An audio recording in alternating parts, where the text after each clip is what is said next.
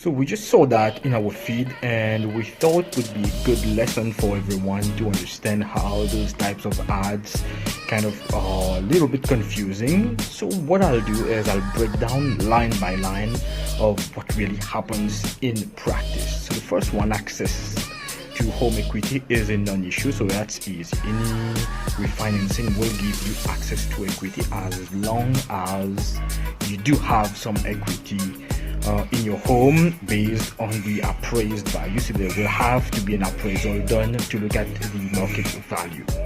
Most lenders right now would go up to 80% of the appraised value, but some lenders are cutting that down to 75 or 70%. Now, when it comes to same-day approval, right there's a red flag that this might be for a private mortgage. No bank or subprime lender would give you an approval for a refinance the same day that you applied without underwriting the file and reviewing the appraisal. And the appraisal itself will take a few days to book and get the appraiser to view, visit the house, and prepare the report for that lender. Now, third red flag, no income verification. That's clearly a private mortgage, because again, anything going through a bank or subprime lender, which is basically a non-prime bank, will require income verification. So if you're salaried, it will be your pay stubs. If you're on commission, there might be some T4A or bank statements, and definitely if you are self-employed or business person, there will be bank statements or notice of assessment and T4A.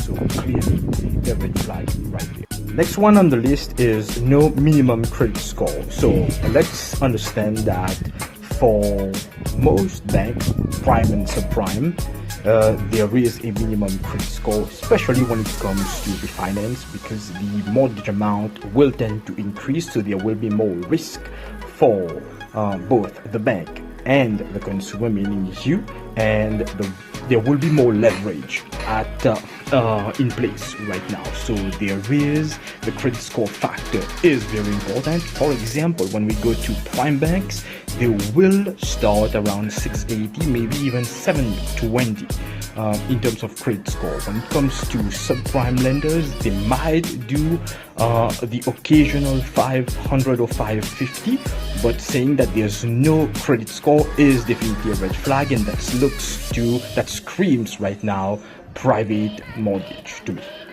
So as you can see, guys, those type of ads which are very confusing and get people to apply or start doing paperwork without knowing the ins and outs and the risks around so many inconsistencies in what's being offered and what they will get people stuck, and they come to us, to Sesh, Sandy and his team at the last minute, and at times it's too late for us to save them and to avoid any maybe foreclosure or power of sale, but it's too late because they've been locked into some kind of private mortgage deal, and those lenders are very, very tough those mortgages are very, very tough to get out of, and the penalties or any restrictions are very tricky. So get to know what you'll be signing and always get the best advice.